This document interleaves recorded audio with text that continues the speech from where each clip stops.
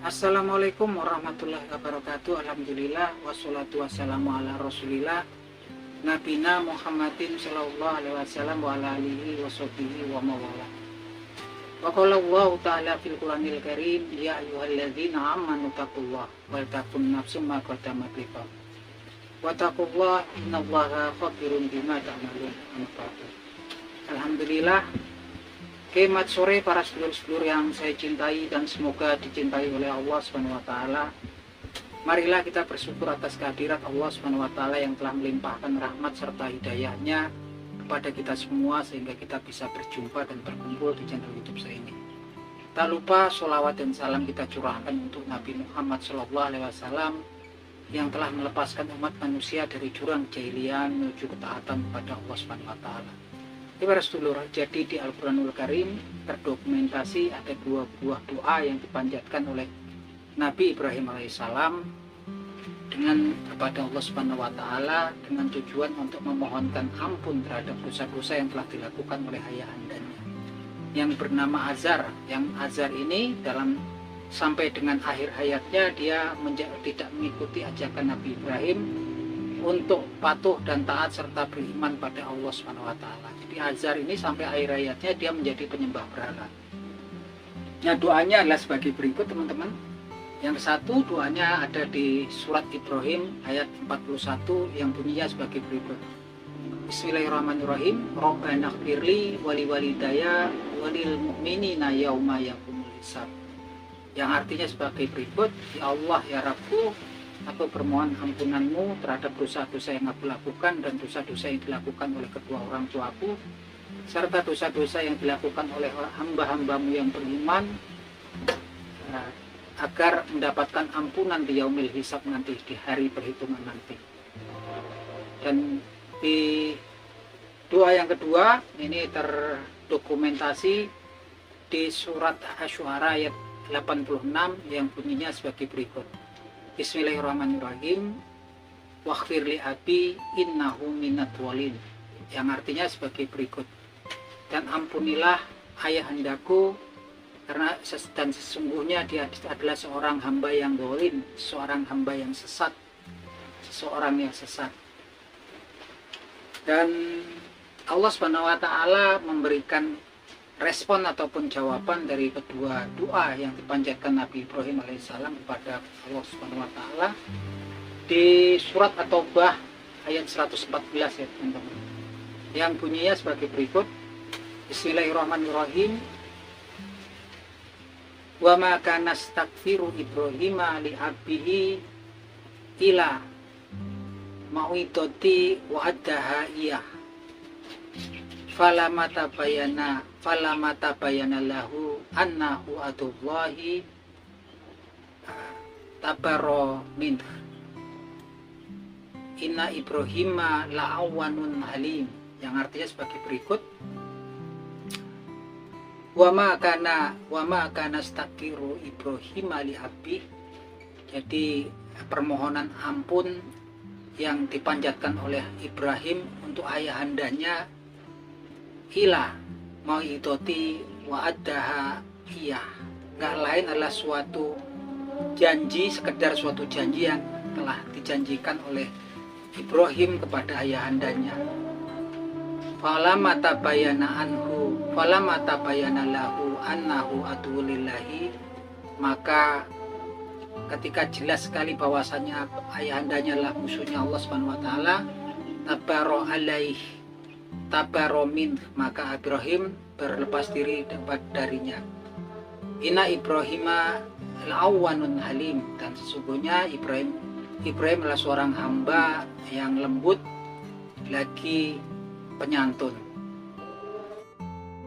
Jadi teman-teman, kalau kemudian kita memperhatikan atau menyimak daripada doa-doanya Nabi Ibrahim alaihissalam tadi teman-teman, dan juga responnya Allah Subhanahu wa taala, ini kita kemudian bisa mengambil hikmahnya ya teman-teman. Artinya kadang-kadang sesuatu yang di pikiran manusia, di dalam akal manusia, dalam logika manusia, menurut hati perasaan manusia itu suatu yang baik, itu ternyata nggak selalu itu benar matanya benar menurut hukum-hukumnya Allah Subhanahu wa taala. Tidak selalu benar sesuai dengan aturannya Allah Subhanahu wa taala. Salah satunya adalah kisah yang tadi kita bicarakan, yang kita pelajari, di mana seorang Nabi Ibrahim alaihissalam, seorang hamba yang merupakan Khalilullah, seorang hamba kesayangannya Allah Subhanahu wa taala, ternyata beliau mendoakan orang tuanya, yang orang tuanya tersebut adalah di luar, seorang hamba yang di luar golongannya gitu kan. Dimana diberitakan di situ ternyata doanya itu ditolak oleh Allah Subhanahu wa taala. Dan dikatakan nggak lain itu hanyalah sebuah janji yang sudah dijanjikan Ibrahim kepada ayahandanya. Dan setelah nyata bahwasanya ayahandanya adalah musuhnya Allah Subhanahu wa taala. Falamata bayana lahu annahu adulillahi tabaromid, maka Ibrahim berlepas diri dari ayahandanya.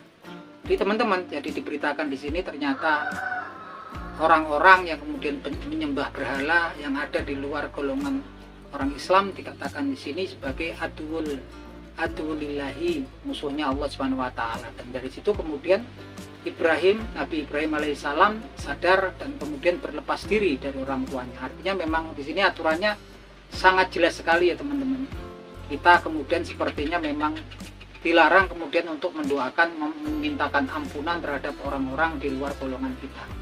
Dan terakhir ditutup dengan berita dari Allah Subhanahu wa taala, wa inna Ibrahima la'awanun halim, dan sesungguhnya Ibrahim itu adalah seorang yang lembut, lagi penyantun atau pemaaf. Jadi teman-teman sangat jelas sekali, dan ini memang juga nggak terjadi pada Nabi Ibrahim alaihissalam, ini juga terjadi kepada Nabi Nuh, seorang hamba yang selalu bersyukur pada Allah Subhanahu wa taala. Nabi Nuh alaihissalam suatu ketika bermohon pada Allah Subhanahu wa taala untuk menyelamatkan anaknya yang terkena air bah, yang anaknya tersebut tidak mau bergabung ke dalam bahtera yang ditumpangi oleh Nabi Nuh alaihissalam. Dan kemudian Allah Subhanahu wa taala justru menegur Nabi Nuh alaihissalam bahwasanya anaknya tersebut bukan termasuk daripada keluarga Nabi Nuh yang dijanjikan akan diselamatkan oleh Allah Subhanahu wa taala. Karena anaknya Nabi Nuh melakukan amalan-amalan yang tidak baik, perbuatan-perbuatan yang tidak baik, dan yang Allah Subhanahu wa taala lah yang Maha tahu segalanya.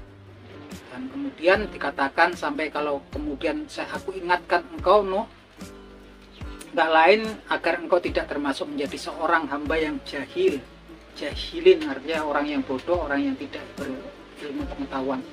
Sampai kemudian Nabi Nuh alaihissalam berdoa di surat Hud ayat 47, berlindung pada Allah Subhanahu wa taala agar tidak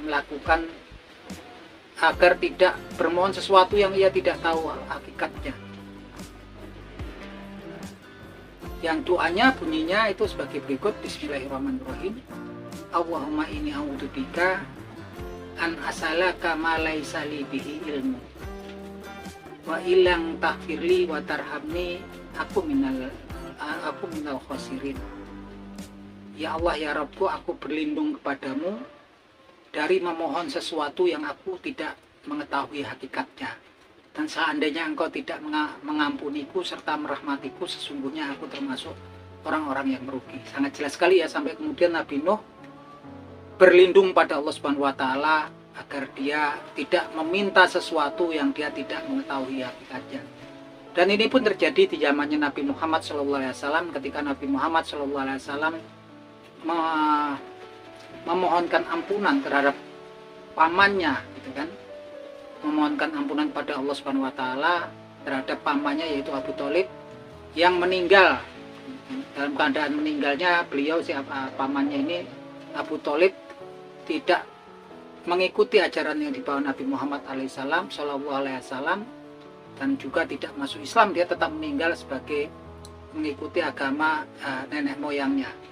Yang kemudian Nabi Muhammad SAW mendapatkan teguran dari Allah Subhanahu wa taala agar tidak mendoakan, memohonkan ampunan orang-orang yang di luar golongannya sekalipun mereka itu adalah kerabat dekatnya. Nah ini ternyata ya teman-teman, nggak selalu yang kemudian manusia seorang hamba pikirkan yang menurut logika, perasaan, hati ataupun naluri kita itu baik, ternyata juga ada aturan-aturannya ya. Dan di sini nyata sekali kita dilarang untuk memohonkan ampunan atas dosa-dosa orang-orang yang dari luar golongan kita.